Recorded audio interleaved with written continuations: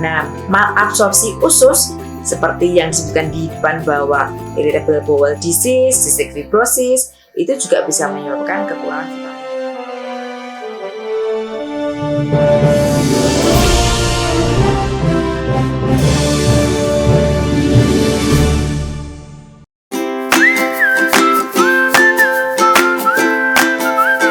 Halo, Assalamualaikum warahmatullahi wabarakatuh. Ketemu lagi dengan Dr. Listia di sini di channel YouTube Dr. Listia Spesialis Anak.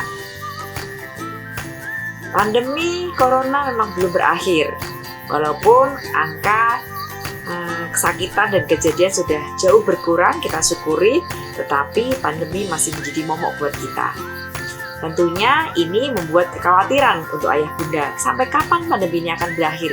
Sampai kapan anak kita benar-benar akan bisa leluasa bermain kemana-mana? Nah, kali ini saya akan membahas tentang bagaimana meningkatkan imunitas dengan nutrisi di masa pandemi. Bagaimana juga nutrisi bisa membantu penyembuhan pada pasien COVID-19. Itu akan kita bahas bersama di pertemuan kita kali ini. Oh iya, jangan lupa ayah bunda, tentunya klik like, subscribe, dan tulis di komentar apa yang pengen disampaikan untuk pertemuan kita selanjutnya. Ada beberapa macam vitamin yang direkomendasikan untuk memperkuat imunitas anak-anak kita selama masa pandemi ini. Yang pertama adalah vitamin C, vitamin E, kemudian mikronutrien zinc, magnesium, vitamin D, glutathione, dan vitamin K2. Untuk glutathione dan vitamin K2 belum tersedia di Indonesia. Nah, berapa banyak vitamin C yang direkomendasikan? Rata-rata kita membutuhkan vitamin C sebanyak 75 mg per hari.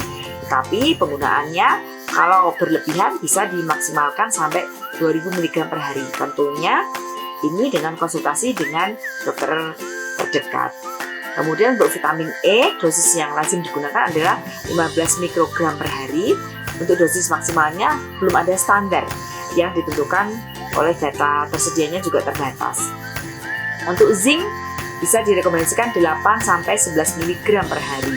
Tetapi maksimal dosis bisa sampai 40 mg karena kalau terlalu banyak sering menyebabkan masalah lambung dan juga konstipasi atau bebelen. Untuk magnesium dosis lazimnya adalah 340-360 mg dan sebetulnya banyak diperoleh lewat makanan, tetapi dengan gaya hidup yang seperti ini yang kita sering junk food, fast food seperti itu, sepertinya kita seringkali perlu tambahan. Ayah bunda tentu sering mendengar tentang zinc kan? Zinc atau seng. Zinc itu ternyata berguna untuk mempengaruhi saraf transmisi dari bersin, menghambat replikasi virus. Dalam hal ini adalah semua virus bisa. Kemudian dia juga sebagai inhibitor dari intercellular adhesion molecule itu yang berperan untuk sistem imunitas dan memperkuat membran sel tubuh. Sedangkan vitamin C ayah bunda berfungsi sebagai antioksidan dan bisa untuk fagositosis makrofag. Untuk orang dewasa ayah bunda, vitamin D dengan dosis 5.000 international unit digunakan untuk mengoptimalkan imunitas tubuh sebelum tertular, sesudah tertular, sebelum vaksinasi maupun sesudah vaksinasi. Ayah bunda pernah nggak memeriksa kadar vitamin D dalam tubuhnya? Ternyata penting loh vitamin D. Untuk defisiensi vitamin D, kita menemukan kadar vitamin D kita cuma kurang dari 20 mg per mililiter. Insufisiensi kalau kadar vitamin D kita kurang dari 30 nanogram per mililiter. Sufisiensi atau optimal itu kalau lebih dari 50 nanogram per mililiter. Sedangkan potensial toksik kalau kebanyakan lebih dari 100 nanogram per mililiter. Lakukan pemeriksaan vitamin D ayah bunda agar dapat menentukan dosis yang tepat dengan tentu saja monitor oleh dokternya. Ternyata ayah bunda, rata-rata kadar vitamin D orang Indonesia itu kurang dari 20 nanogram per mililiter. Ini disebut dengan defisiensi vitamin D dan prevalensinya pada anak Indonesia umur 2-12 tahun adalah 38,7%. Untuk wanita usia subur, usia 18-40 tahun, ternyata prosentasenya adalah 63%. Dan untuk lansia di Pulau Jawa dan Sumatera, frekuensinya adalah 78,2%. Kenapa kok kita bisa mengalami kekurangan vitamin D? Ada beberapa kondisi yang menyebabkan kekurangan vitamin D. Yang pertama, ada beberapa penyakit, misalnya gangguan neuropsikiatri, skizofrenia, kemudian beberapa infeksi seperti infeksi saluran nafas, ISPA misalnya, COVID-19, sepsis, TBC, which is kita adalah ranking 2, kadang 3 di dunia untuk ranking TBC di dunia. Kemudian hipertensi dan penyakit kardiovaskuler, beberapa penyakit alergi seperti asma, urtikaria, dermatitis atopik, kemudian penyakit autoimun seperti rheumatoid arthritis, irritable bowel disease, kemudian beberapa obat dan suplemen juga bisa menyebabkan kekurangan vitamin D. Apa itu? Obat-obat anti epilepsi, obat-obat kortikosteroid, kemudian rifampicin. Nah, malabsorpsi usus seperti yang disebutkan di depan bahwa irritable bowel disease, cystic fibrosis itu juga bisa menyebabkan kekurangan vitamin D. Osteoartritis, di mana lansia sering mengalaminya kan? Kemudian rickettsia, osteomalacia, kemudian nyeri otot dan kelemahan otot yang di proksimal atau di atas juga sering menyebabkan kekurangan vitamin D. Penyakit kulit seperti ichthyosis juga sering menyebabkan kekurangan vitamin D. Apa yang menyebabkan kekurangan vitamin D? Karena kita di daerah tropis, melanin kita tinggi, jadi kita menghindari matahari sehingga sering menyebabkan sunscreen. Kemudian ketinggian, letak ketinggian juga bisa menyebabkan kekurangan vitamin D, polusi udara, dan musim winter itu sering menyebabkan juga kekurangan vitamin D. Nah, ayah bunda seringkali bingung kan? Kapan waktu kita berjemur untuk bisa mendapatkan vitamin D itu? Nah, ternyata ultraviolet itu kita gunakan untuk mengaktifasi pre-vitamin D3 menjadi vitamin D3. Kemudian ultraviolet UV juga bisa berfungsi sebagai antivirus dan bakteri. UV juga bisa meningkatkan metabolisme. Tetapi UV juga bisa menyebabkan resiko. Resiko apa? Sunburn misalnya, kulit terbakar, kemudian photoaging, kemudian juga photosensitivity dan karsinogenik. Nah, kapan waktu-waktu yang kita perhatikan bahwa ultraviolet itu dari matahari baik membuat keuntungan untuk kita, dan kapan yang berisiko terhadap kita? Ternyata ada grafiknya bunda. Ini grafiknya.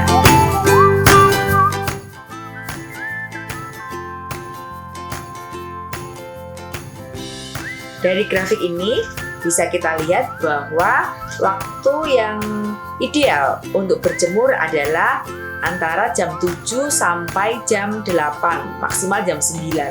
Atau kalau sore antara jam 4 sampai jam 5. Tetapi untuk yang risiko sunburn, photoaging, photosensitivity, dan karsinogen itu adalah jam 10 sampai jam 2 siang. Di situ UV density-nya sangat tinggi sekali. Perhatikan UV index ini, waktu dan lamanya berjemur, dan luas permukaan tubuh yang boleh terkena matahari. Banyak penelitian menyebutkan kelainan genetik, gangguan penyerapan, kemudian penyakit dan kondisi tertentu membuat kebanyakan orang mengalami kekurangan vitamin D ini. Lalu selain sinar matahari, berjemur, kemudian pertanyaannya adalah makanan apa yang bisa mensuplementasi vitamin D? Nah, ada susu, ada ikan makarel, ada jeruk, telur, kemudian oat, daging, sama jamur. Satu buah telur rata-rata mengandung 40 IU vitamin D. Nah, kebutuhan dewasa sehat untuk menjaga kadar vitamin D yang sudah cukup adalah 1000 IU per hari.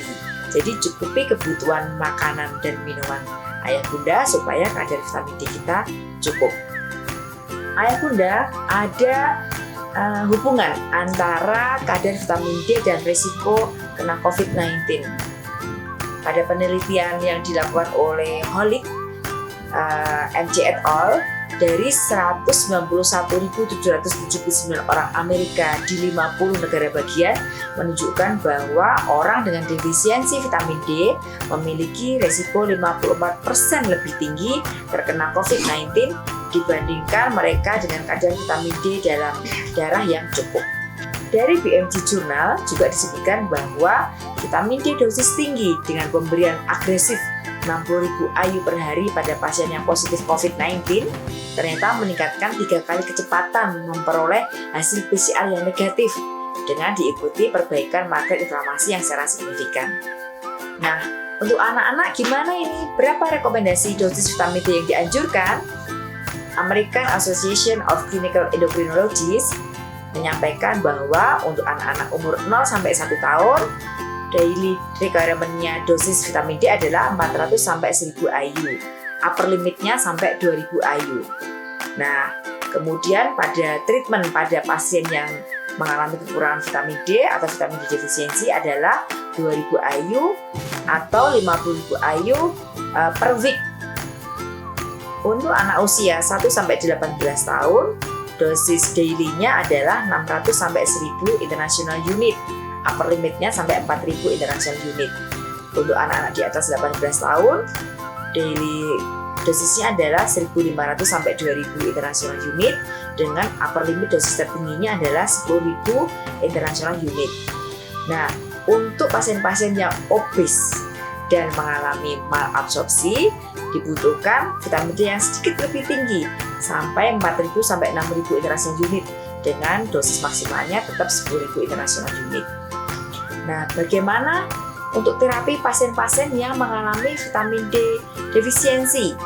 Untuk anak umur 0 sampai 1 tahun bisa diberikan 2.000 international unit sampai dengan 50.000 international unit per week.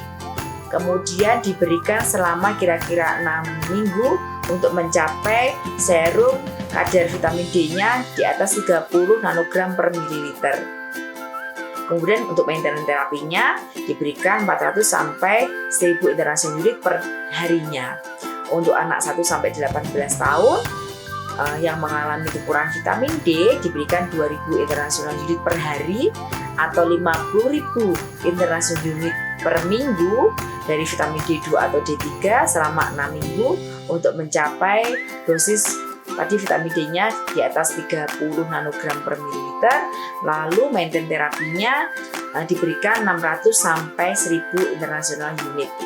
Nah, untuk anak-anak di atas 18 tahun yang mengalami kekurangan vitamin D diberikan 6.000 international unit per hari atau 50.000 international unit per minggu. Kemudian sampai kadarnya 30 nanogram per mililiter dan maintenance terapinya di 1.500 sampai 2.000 international unit. Nah, untuk yang tadi pasien yang mengalami obes dan pasien-pasien malabsorpsi, dosisnya harus ditingkatkan 2 sampai 3 kali lipat, tapi tentunya dengan monitoring dari dokter. Ayah bunda, penelitian yang dilakukan oleh Anweiler et al. Tahun 2020 kemarin bahwa pada pasien-pasien yang mengalami COVID-19, pemberian suplementasi vitamin D3 sebanyak 80.000 IU per hari sesaat sebelum dan saat terkena COVID-19 memiliki korelasi yang kuat dengan berkurangnya keparahan COVID-19 dan peningkatan survival rate-nya berdasarkan mortalitas. Ayah bunda, ada yang bingung nggak? Di pasaran banyak vitamin D2, vitamin D3, nah ini mana yang kita pilih? Nah, ternyata vitamin D3 atau cholecalciferol paling luas digunakan, aman, dan stabil baik dalam meningkatkan kadar serum 25-OHD untuk mengatasi kekurangan vitamin D di dalam darah. Penting juga untuk memilih kombinasi vitamin D dengan vitamin K. Terutama dalam ini adalah vitamin K2 atau menaquinone, bukan vitamin K1.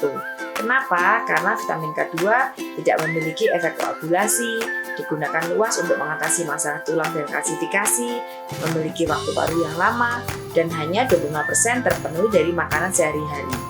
Nah, kesimpulannya adalah kecukupan nutrisi sangat penting untuk membangun imunitas yang baik. Banyak vitamin dan mineral yang berperan dalam membangun imunitas tubuh, secara khusus yaitu vitamin D. Vitamin D yang direkomendasikan untuk tenaga kesehatan dan pasien dengan risiko tinggi sebesar 5.000 international unit per hari. Untuk pasien COVID-19 dapat dinaikkan sampai 10.000 international unit per hari. Jika menggunakan dosis lebih besar dari itu, diperlukan pemeriksaan kadar 25 OHD agar dapat memberikan dosis yang tepat. Penambahan vitamin K2 dilakukan untuk mengurangi risiko hiperkalsemia sehingga diperlukan bagi pasien dengan kadar 25 OHD yang tinggi. Nah, demikianlah ayah bunda perbincangan kita kali ini tentang suplementasi vitamin D, relationnya dengan COVID-19. Semoga bahasan kita kali ini berguna dalam kesehatan putra-putri ayah bunda dan ayah bunda khususnya dalam pandemi COVID ini. Nantikan video-video saya selanjutnya mengenai kesehatan buah hati Anda. Klik like, subscribe, dan nyalakan loncengnya supaya ayah bunda tidak ketinggalan tentang informasi selanjutnya ya. Sampai jumpa. Wassalamualaikum warahmatullahi wabarakatuh.